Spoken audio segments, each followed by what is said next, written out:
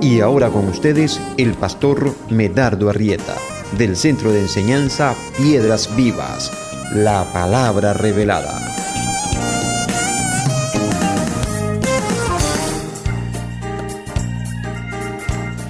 Bendiciones, mis hermanos.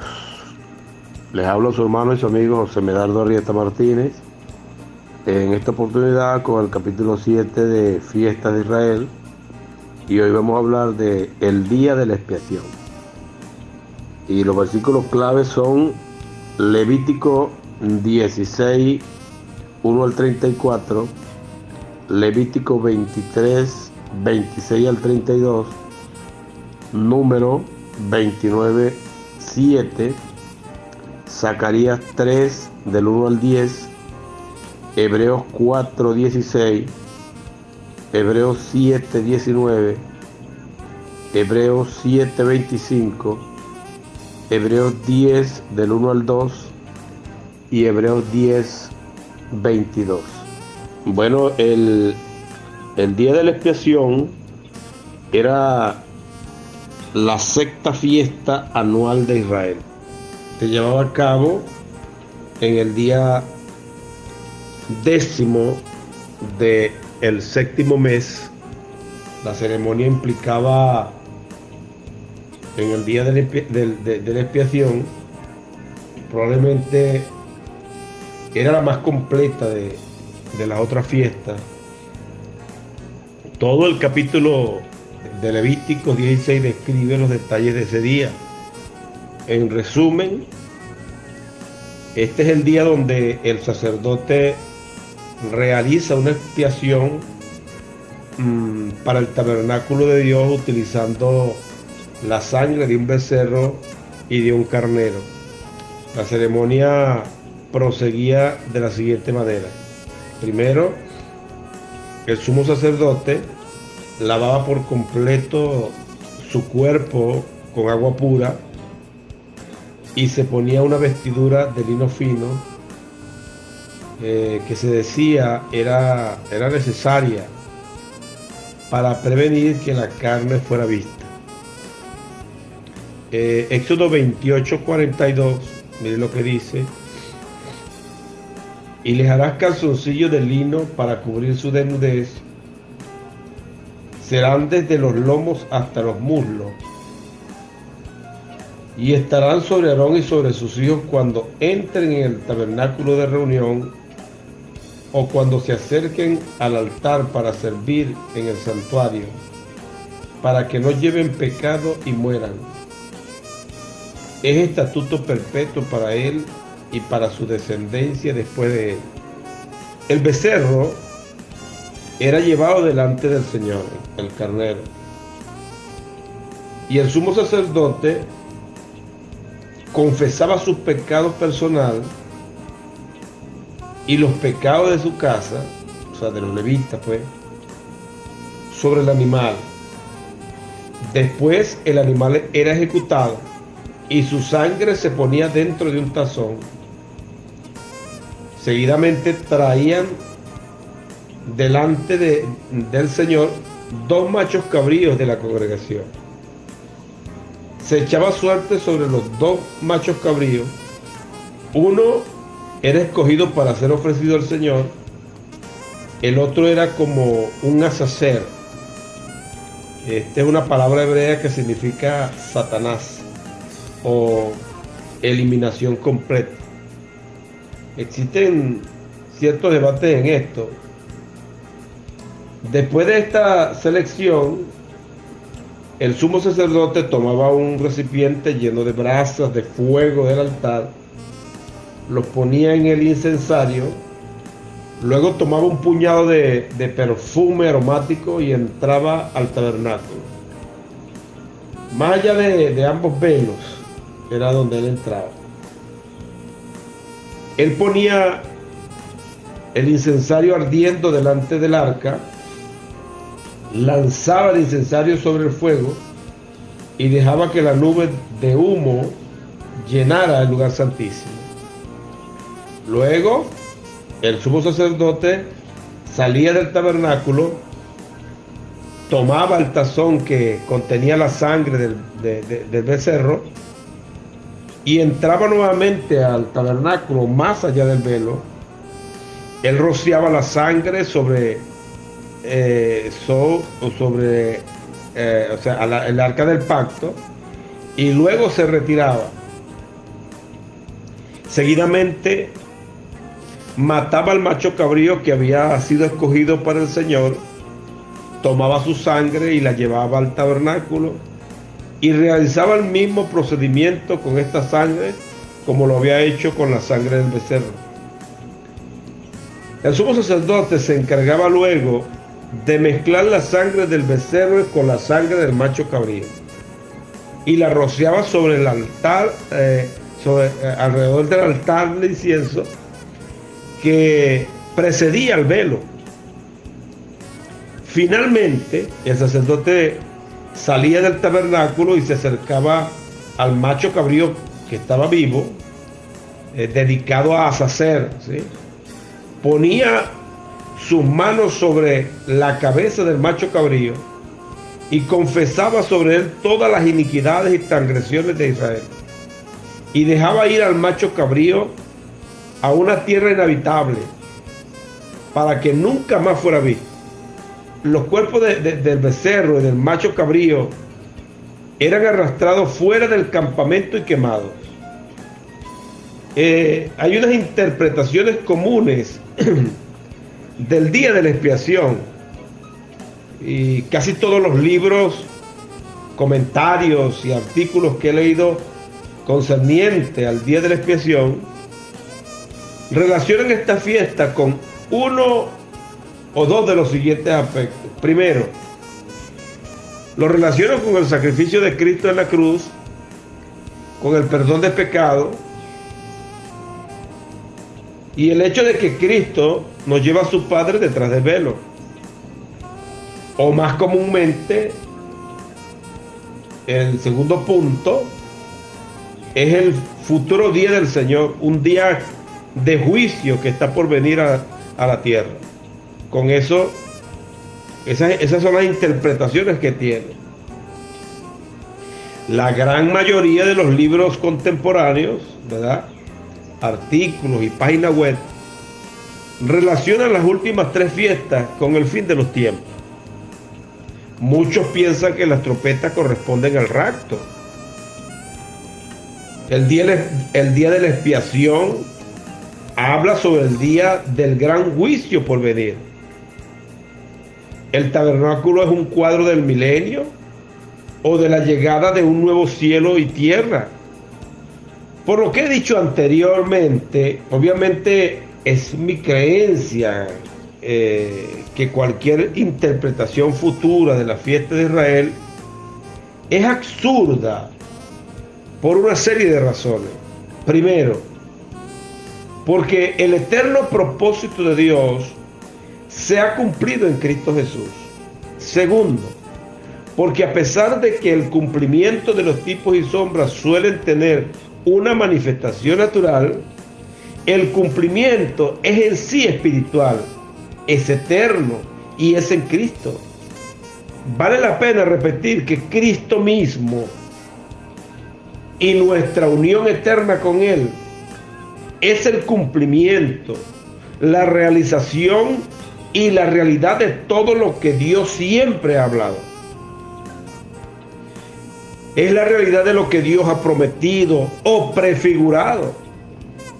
Y tercero, debido a la manera como los autores del Nuevo Testamento hablan acerca de esta fiesta, la otra interpretación, es decir, que el día de la expiación representa la muerte de Cristo en la cruz, el perdón de pecado y que Cristo nos trajo a su Padre detrás del velo.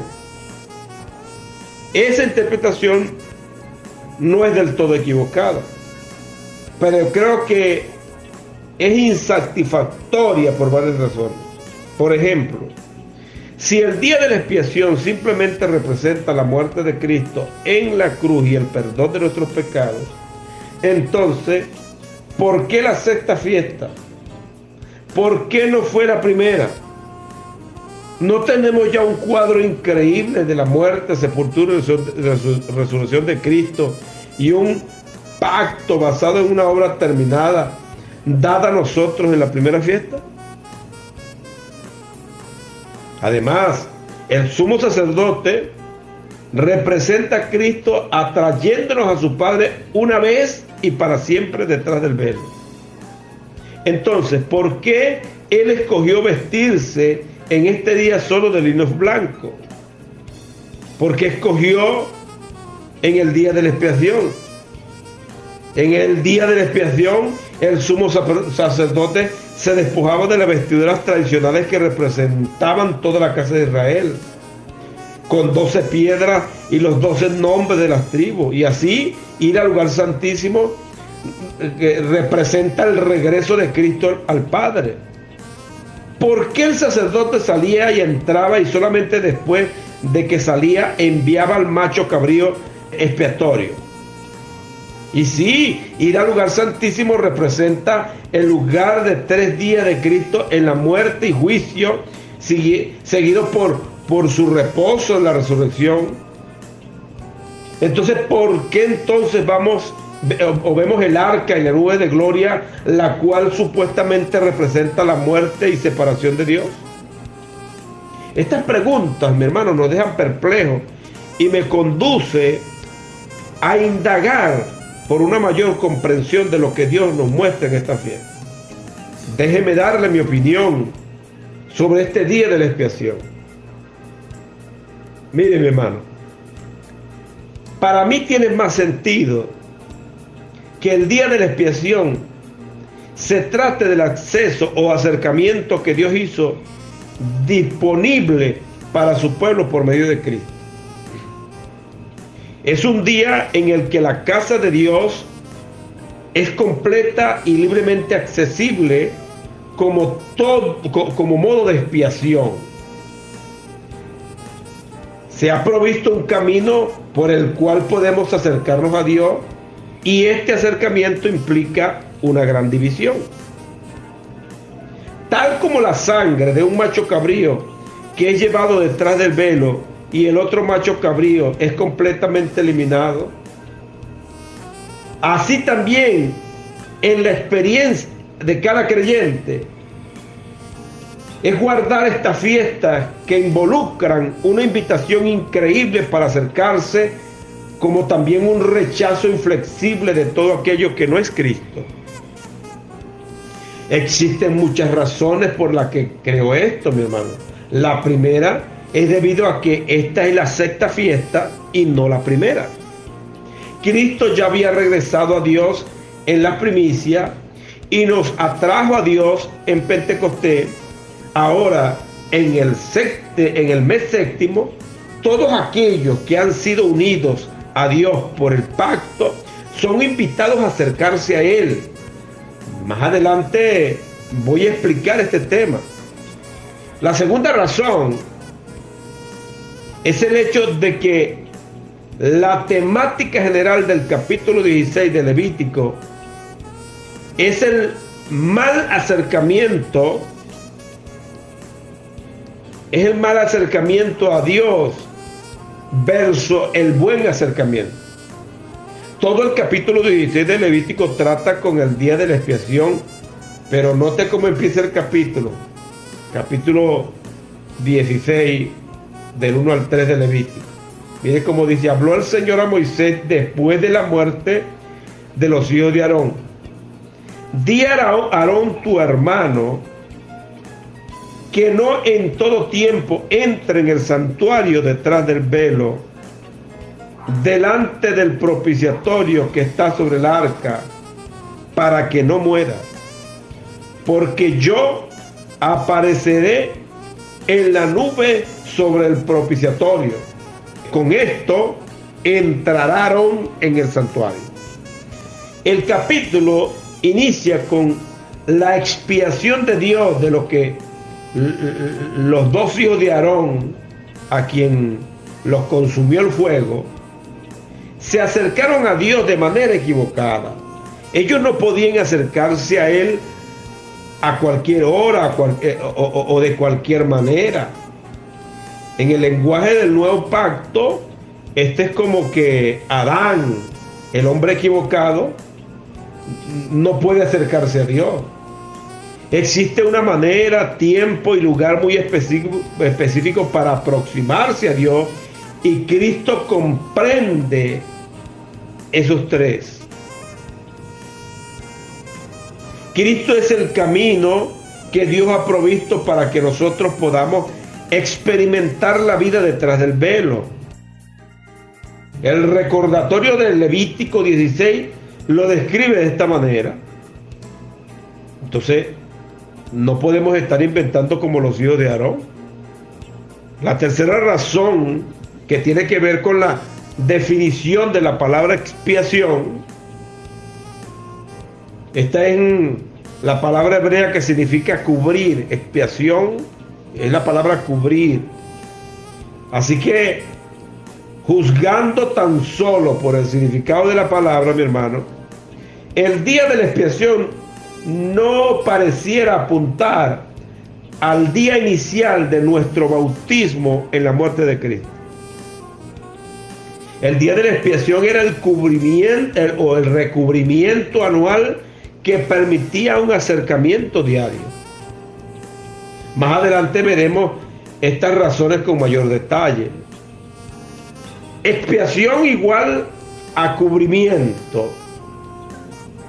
Parte de nuestra interpretación acerca de este día, mi hermano, gira en torno a nuestro entendimiento de la palabra expiación. Muchos autores se refieren a esta palabra como si significara simplemente perdón. Otros se refieren a una santificación o a una rectificación por algo mal ocurrido. Si bien puede haber cierta verdad en estas definiciones, estas son de hecho definiciones interpretativas y equivocadas, que realmente no son fieles a la palabra hebrea. La palabra hebrea que traduce expiación es kafar, y sencillamente significa cubrir sobre. En el Antiguo Testamento esta misma palabra usualmente se traduce como tapa, haciendo referencia al arca de la alianza, aunque muchas traducciones traduzcan esta palabra como propiciatorio, sin ninguna razón etimológica. Mire lo que dice Éxodo 25:17. Harás un propiciatorio. En hebreo, pues la palabra kafar, recubrimiento, le dice de oro fino, cuya longitud será de 2 codos y medio y su anchura de 2 codos y medio. Esta misma palabra, kafar, es usada como un verbo en el siguiente versículo de Génesis. Mire cómo dice.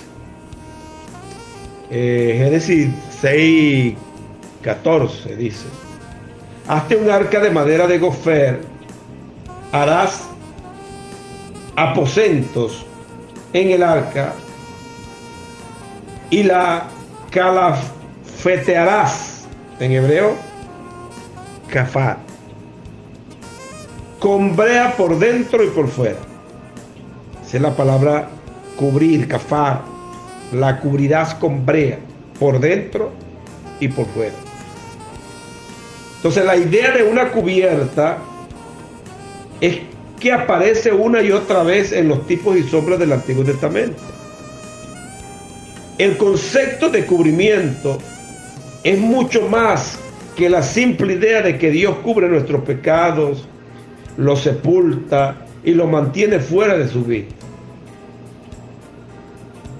Y de nuevo, existe cierta verdad en esta idea, pero creo que una mejor definición de la cubierta de Dios puede derivarse de los muchos tipos y sombras en el Antiguo Testamento. Me parece que el concepto de cubrimiento representa cómo el creyente está cubierto con Cristo, de tal manera que para Dios relacionarse con lo que está cubierto con Cristo es relacionarse con Cristo mismo. Considere las siguientes ilustraciones del Antiguo Testamento. Después de haber creído la mentira y de haber comido el fruto prohibido, Adán y Eva intentaron cubrir su desnudez con hoja de higuera. En uno de los primeros cuadros de la obra de la cruz en la Biblia, Dios los cubre con piel de animal, no solamente eliminando el problema de su desnudez, sino su relación con ellos, o que su relación con ellos se basaba en la vida del otro. El arca de Noé estaba cubierto, cafar, con brea, y se convierte en la vasija en la que toda la familia de Noé experimenta el juicio de Dios con él. Cualquier cosa que involucre a Noé en el arca es colectivamente vista y reconocida como perteneciente a Cristo mismo en su muerte.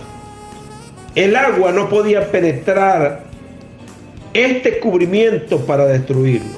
Y por otro lado, en el gran juicio de Dios, todo aquel que ha entrado en el arca de Noé salió con él como una nueva creación en pacto con Dios. Génesis 7:23 dice: así fue destruido todo ser que vivía sobre la faz de la tierra, desde el hombre hasta la bestia, los reptiles y las aves del cielo, y fueron raídos de la tierra, y quedó solamente Noé y los que con él estaban en el arca. Después del diluvio, Dios le ofrece a esta nueva creación una cubierta de un arco iris. Con este cubrimiento, Él le promete que su ira ha pasado, su juicio se ha acabado, y Él nunca más destruirá lo que ya ha juzgado. Dios reconoce a Noé y a su familia de acuerdo a su obra consumada. Así que cuando Noé se embriaga totalmente y se descubre a sí mismo, sus dos sabios hijos anduvieron hacia atrás y cubrieron a su padre con un manto, rehusando de esta manera ver la desnudez que Dios ya no reconoce. Cuando Isaac deseaba bendecir a su hijo, Raquel cubre a Jacob con ropaje, piel y con la fragancia del primogénito. Cuando Jacob aparece delante de su padre, es reconocido, besado y bendecido como el verdadero heredero. Hay muchos otros ejemplos. Los ídolos de Raquel son cubiertos con sangre y por lo tanto no fueron encontrados ni por Labán o Jacob. El sumo sacerdote fue cubierto de lino puro, de piel de cabra, incluso se vistió con ropa interior de lino, para que la desnudez no se descubriera junto a él. Moisés estaba oculto en la grieta de la roca y cubierto con la mano de Dios cuando se acercaba para experimentar la gloria de Dios. Y así hay muchos. Entonces el punto en todos estos cuadros acerca del cubrimiento parecía ser que de una forma u otra Dios aplica su perspectiva de Cristo en una persona o cosa. De este modo, primero, purificando de todo aquello que no sea Cristo. Segundo, dando lo que le pertenece a Cristo. Y tercero, relacionándose como Cristo mismo. Por supuesto que esto tiene el efecto de eliminar el pecado del cuadro y de reconciliar a la persona con Dios. Pero la realidad mayor es que Dios se está relacionando ahora con cualquiera que Él haya cubierto con Cristo como Cristo mismo. En el caso del día de la expiación, Dios cubrió por completo su casa, de manera que Él era completamente accesible, visto desde una perspectiva de tipo y sombra del antiguo pacto. Entonces era accesible a aquello que deseaba acercarse. Como siempre, esta expiación fue cumplida por Cristo en la única y terminada obra de la cruz. Pero como en todas las fiestas, este día se convierte en la experiencia subjetiva de cada creyente. En la medida en que nos acercamos a Dios, pues. El día de la expiación creó un acceso perfecto, removió las barreras, abrió el camino, purificó el lugar donde vivimos juntamente con el Señor. Pero ahora esta realidad de la cruz debe convertirse en nuestra experiencia presente y en nuestro deseo perpetuo. Y como se ha mencionado previamente, este acercamiento a Dios pareciera ser el enfoque real de este día. Los hijos de Aarón se acercaron a Dios de una manera equivocada, pero Dios proveyó para Israel un camino para que pudiera acercarse a Él. El concepto de acercarse o aproximarse a Dios aparece en varias ocasiones en el Nuevo Testamento, primordialmente en el libro de los Hebreos, debido a que este libro explica el cumplimiento del sacerdocio del antiguo pacto. Como cualquier otra realidad espiritual, este concepto es finalmente malinterpretado y aplicado equivocadamente por la mente natural. Absolutamente no tiene nada que ver con una proximidad física o con una cercanía o distancia relacional. Dios es eternamente presente, perfectamente accesible y unido por Cristo al alma de cada verdadero creyente. En términos de proximidad o unión, para un cristiano es imposible acercarse a Dios, ya sea que estemos en el cuerpo o fuera del cuerpo, pero el que se une al Señor, un espíritu es con Él. Acercarse a Dios se refiere entonces al proceso interno en donde el alma del creyente es traído a la conciencia verdadera y viva de Dios, el verdadero conocimiento de Él y a una correspondiente limpieza de nuestra conciencia con respecto a todo lo que es contrario a Él. Es un acercamiento a una comprensión espiritual, de familiaridad y de reconocimiento que siempre incluye el dejar atrás nuestra conciencia pecaminosa. El acercamiento descrito en la Escritura, vamos a hablar de eso.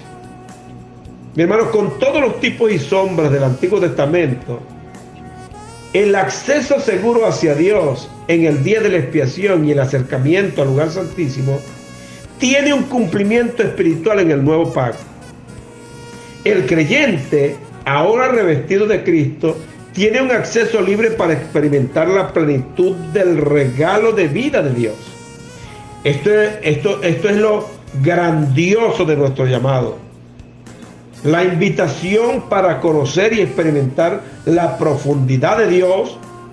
Por lo tanto, acercarse a Dios tiene una conexión en la Escritura a nuestra expectativa. La posibilidad de un conocimiento consciente de Dios, una verdadera experiencia de unión, una profunda familiaridad con Cristo como nuestra vida misma. Y debe ser la motivación por la expectativa del corazón de cada cristiano. Hebreos 7:19 dice: y de la introducción de una mejor esperanza por la cual nos acercamos a Dios. Filipenses 3:8 dice: y ciertamente aún estimo todas las cosas como pérdida por la excelencia del conocimiento de Cristo Jesús, mi Señor, por amor del cual he perdido todo y lo tengo por basura para ganar a Cristo.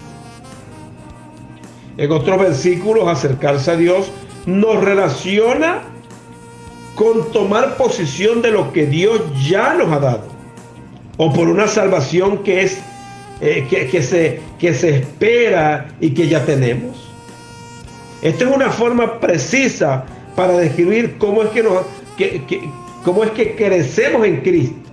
El crecimiento espiritual no es la adquisición progresiva de algo que nosotros no tenemos.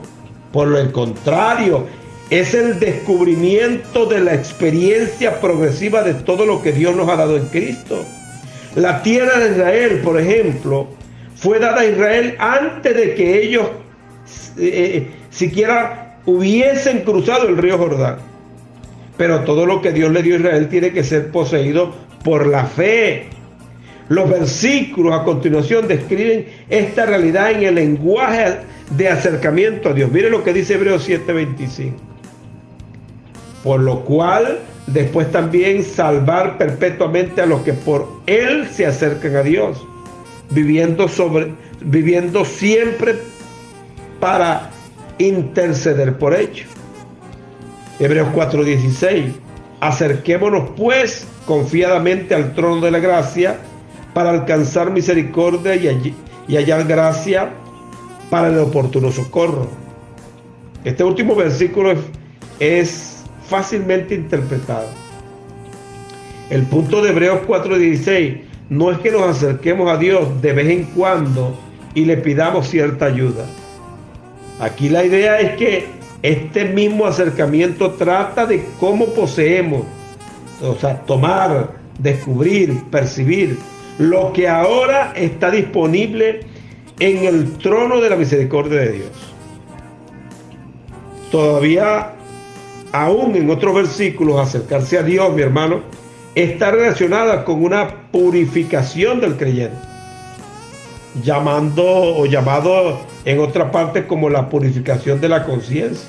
Nótese la explicación del versículo siguiente de Hebreos capítulo 10 del 1 al 2.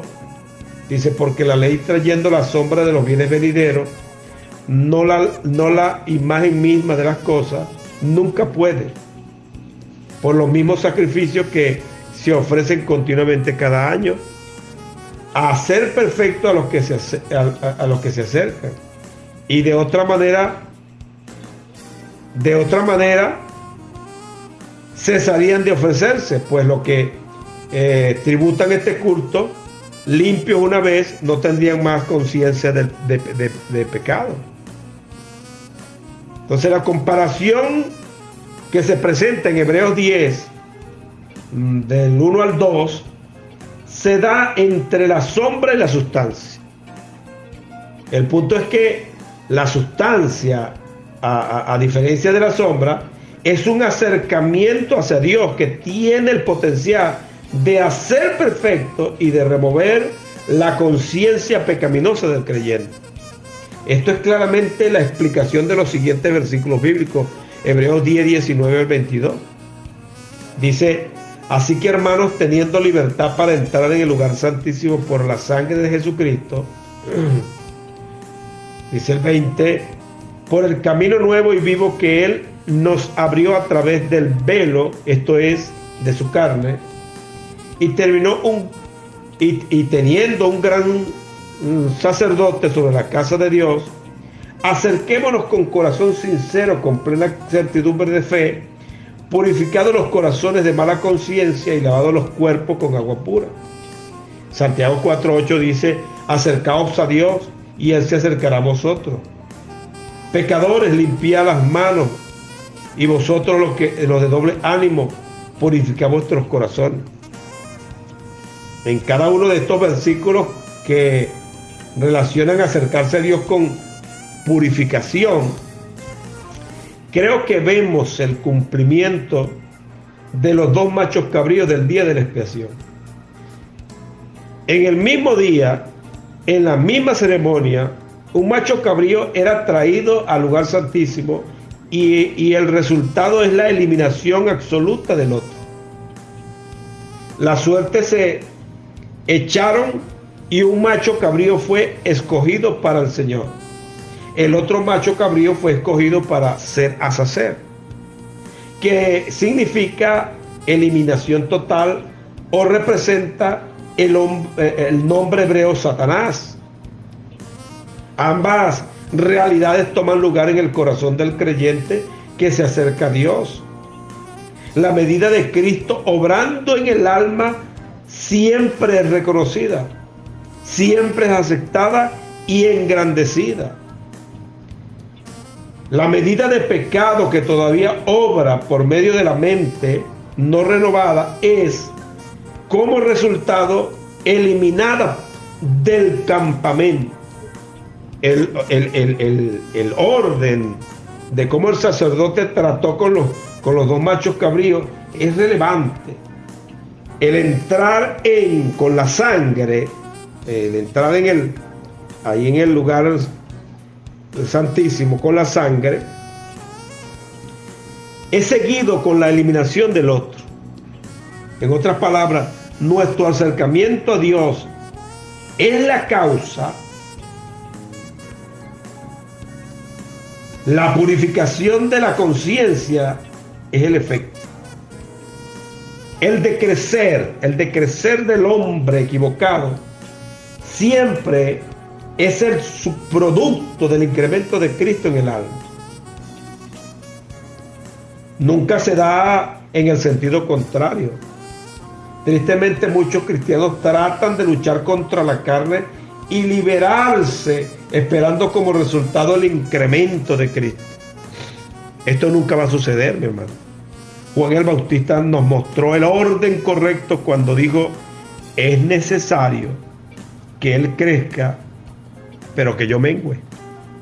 ¿Sí? Entonces, menos yo, más Cristo. No es que el primero que crezca y yo mengüe, no.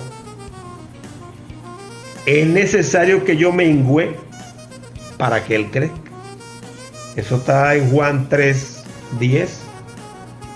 Otro aspecto importante de este acercamiento que se menciona en la Escritura es el hecho de que acercarse a Dios se hace por medio de la fe y no por medio de cualquier otra acción religiosa u obra. No me puedo acercar a Dios en ayuno, no me puedo acercar a Dios en vigilia, no me puedo acercar a Dios en sacrificios, en ofrendas, en diezmo. No, tengo que acercarme a Dios, o el acercamiento a Dios es por la fe. Tal y como hemos mencionado en detalles en otras publicaciones, debemos entender, mi hermano, que la fe no son creencias que residen en nuestra mente, no son nuestras ideas o convicciones acerca de cosas espirituales. Fe es algo puramente espiritual, algo que proviene de Dios y que nos lleva a conocer a Dios. Se dice que Cristo es el autor y consumador de la fe. La fe no es el entendimiento del hombre acerca de cosas espirituales, sino el entendimiento del espíritu de todas las cosas que obran en el alma del hombre. Lo que es real para la cabeza, progresivamente también se convierte real para los miembros del cuerpo. Es una forma en la que caminamos por fe y no por vista. Y es en esta manera en que nos acercamos a Dios por fe. Hebreos 10:22 dice: acerquémonos con corazón sincero en plena certidumbre de fe. Hebreos capítulo 11 versículo 6 dice: pero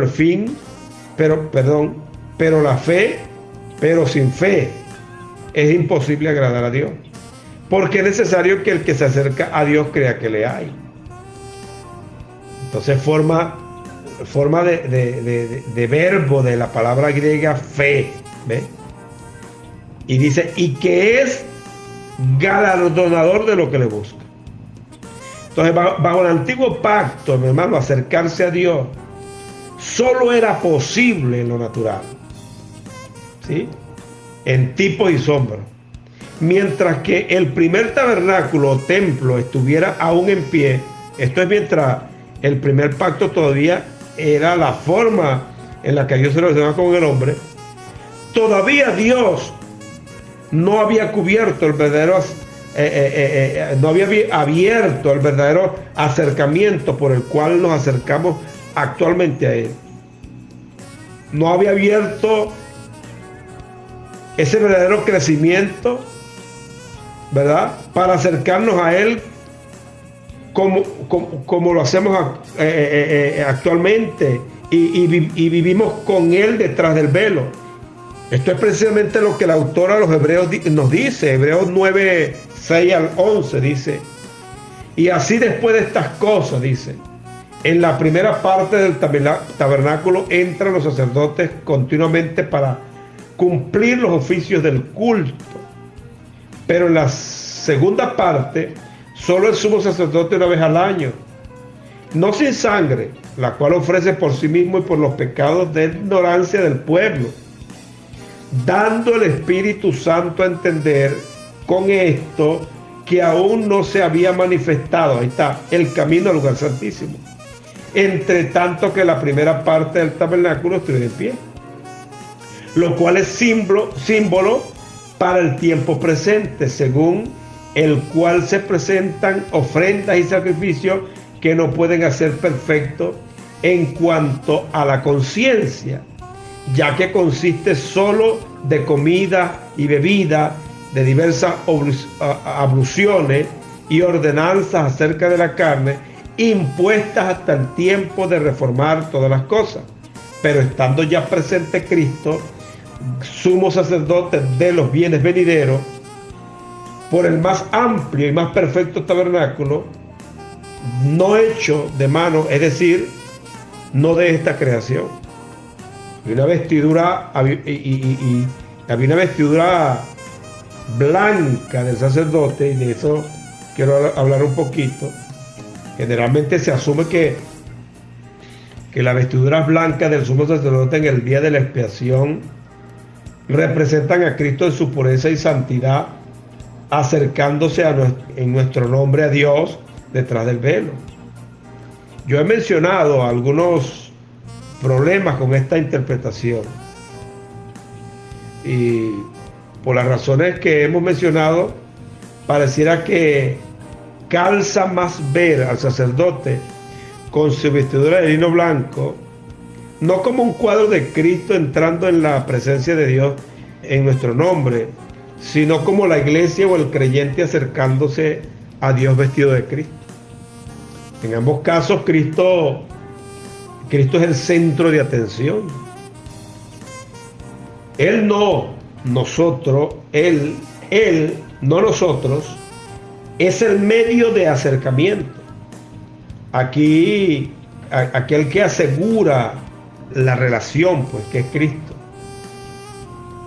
Es solamente por mérito, su obra, su justicia, que tenemos acceso a Dios. Sin embargo, me parece que el foco principal de esta fiesta es el acercamiento de la iglesia en Cristo, y no el acercamiento de Cristo a Dios en nombre de la iglesia.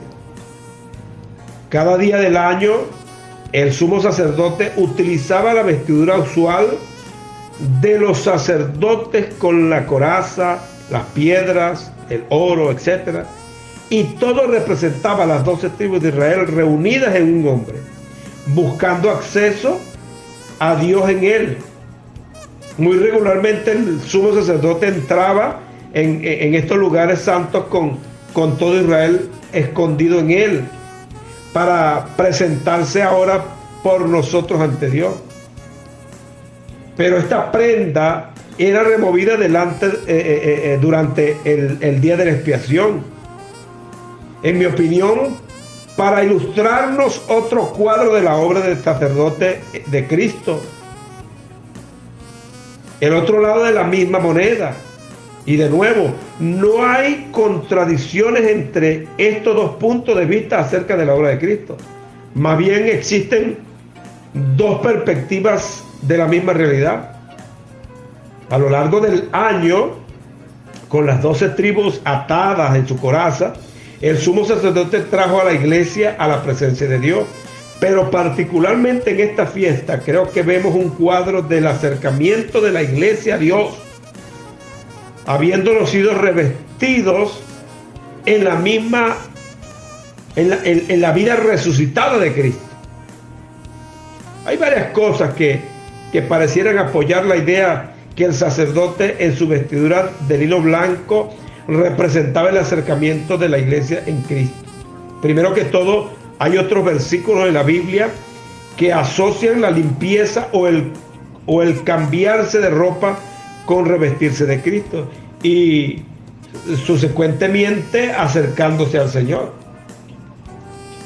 Lo hemos visto en nuestro tratamiento del Pentecostés, cuando Israel se presentaba para acercarse al Señor en el monte Sinaí. Le fue dicho que se prepararan por un lapso de 3 días, ¿verdad? Que se purificaran y lavaran su ropaje. La purificación de su vestidura representa la nueva cubierta en la cual ellos luego podían acercarse en la montaña, ahí en la montaña de Sinaí. Además, antes de que Aarón entrara en el tabernáculo en el día de la expiación, él tenía que llevar o lavar su cuerpo con agua pura.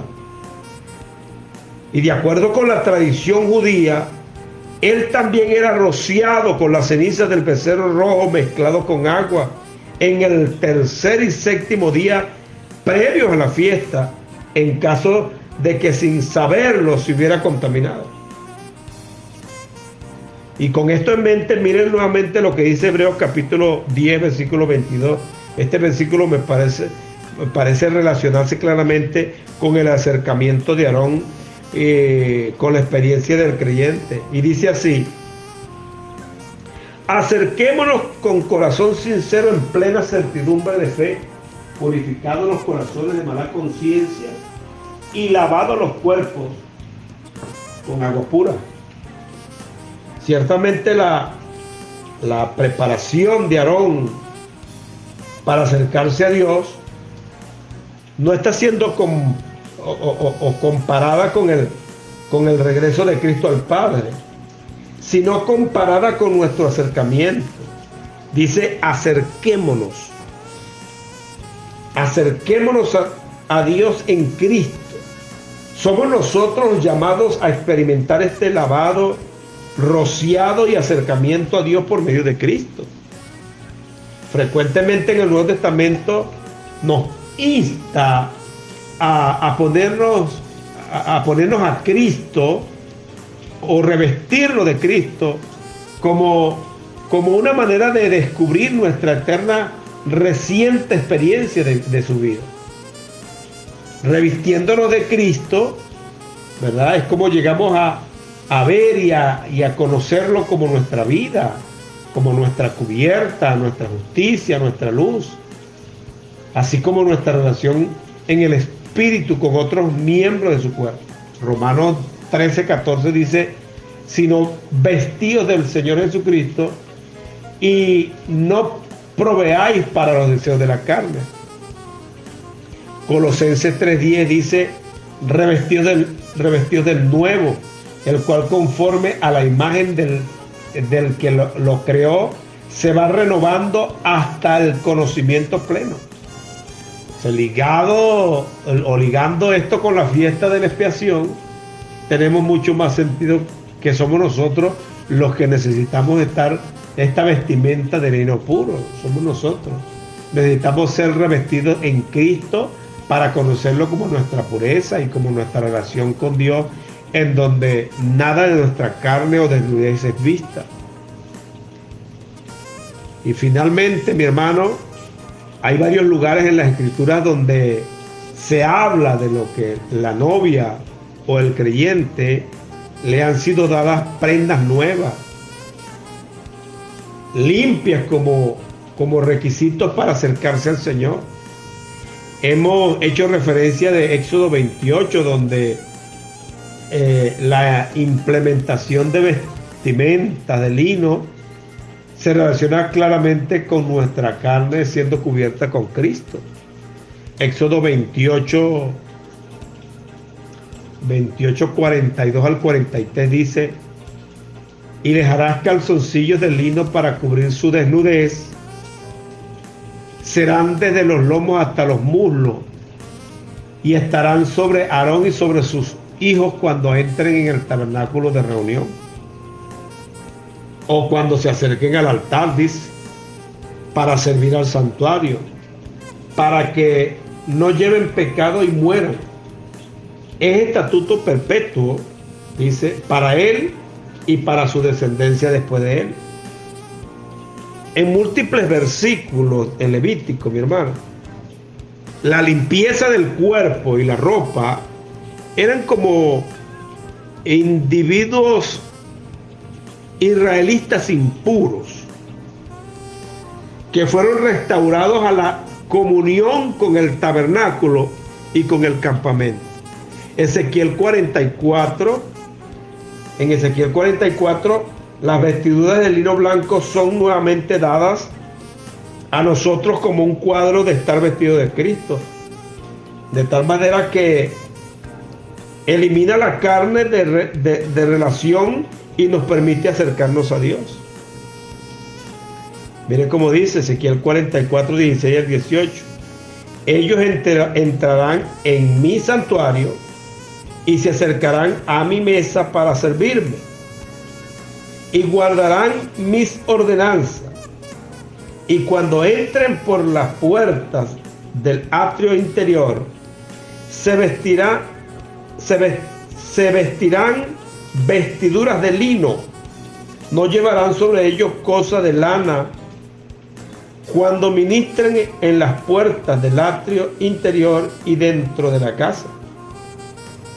Turbantes de lino tendrán sobre sus cabezas y calzoncillos de lino sobre sus lomos.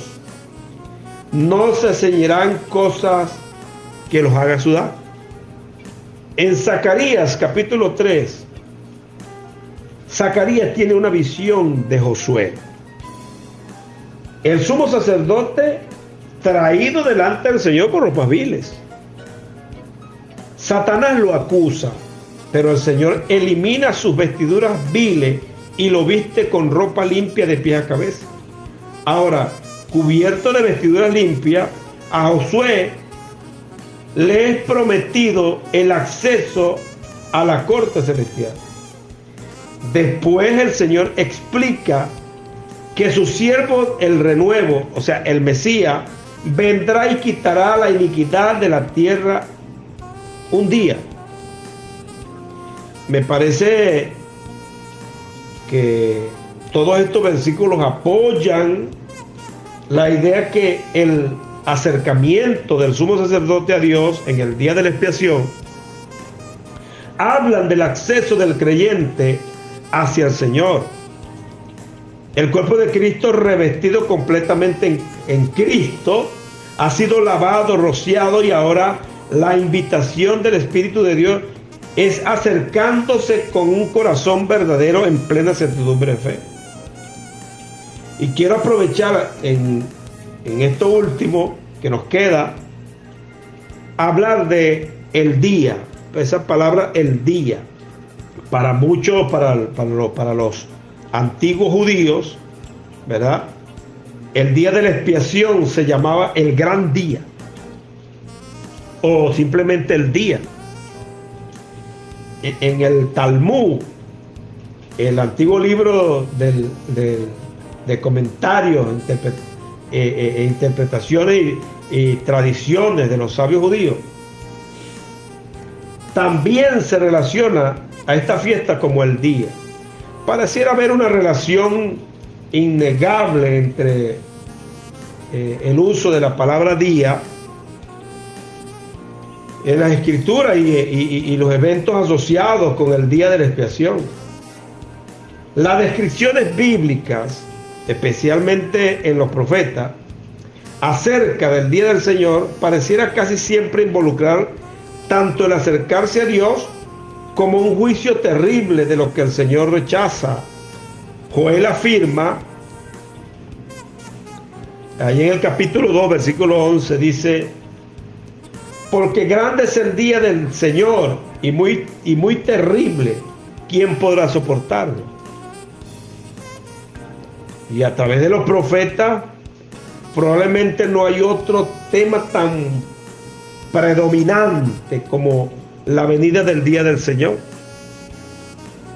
Los cristianos usualmente asumen este día como un periodo de tiempo natural, pero la cantidad enorme de escritura que describen la realidad del día del Señor simplemente no pueden conciliarse con la interpretación temporal. Desde la perspectiva del Señor, dada a nosotros en Génesis capítulo 1, versículo 5, la palabra día tiene que ver con la presencia de luz y los efectos subsecuentes de esa luz en la creación de Dios. El llamado día de luz, el llamado Dios a la luz, cuando Dios llamó a la luz día, Él no lo llamó las 24 horas día, no. Incluso una rápida lectura a través de los libros proféticos revela que el día prometido del Señor siempre tiene dos aspectos muy distinguibles. Es un día de juicio, ira y destrucción, y también es un día de salvación, bendición y recompensa. No dudo que la realidad espiritual de este día tiene manifestaciones físicas y naturales asociadas. Por ejemplo, en los acontecimientos que rodearon la desolación de Israel en la destrucción de Jerusalén en el año 70 después de Cristo. Un Israel que ha rechazado a su Mesías en la carne. Ese Israel fue literalmente y físicamente destruido por el Imperio Romano. El otro Israel, los hijos de Abraham por la fe, Israel espiritual, fue protegido y reunido por el Señor en su granero. Muchos cristianos tienen la expectativa de manifestaciones externas similares en el futuro. En cuanto a mí me concierne, mi hermano, mientras que estemos hablando de manifestaciones y no de cumplimiento, no existe la necesidad de argumentar sobre estas cosas. Sin embargo, el cumplimiento espiritual de este día no puede ligarse a tiempos o eventos. El verdadero día del Señor nunca podía ser contenido por el ámbito natural. Este es un día espiritual que involucra el amanecer de la luz espiritual hecha disponible a través de la resurrección de Jesucristo. Por lo tanto, es un día que esclarece y el lucero de la mañana sale en nuestros corazones. Nos convertimos en hijos de luz, aprendemos a caminar en el día y somos juzgados no por un día humano. Primera de Corintios 4:3 traducción literal, ¿verdad? Dice, sino que el día del Señor, ¿verdad? Que dice, declara la obra del hombre. Es ese día, el día en que la obra del hombre es declarada. En la luz de este día experimentamos en nosotros mismos tanto el acercamiento de Dios como también el gran rechazo del hombre adámico. En resumen, mi hermano, el cumplimiento del día de la expiación es interno, es un acercamiento espiritual a Dios por el cual venimos a su presencia y dejamos todo lo que no es Cristo atrás.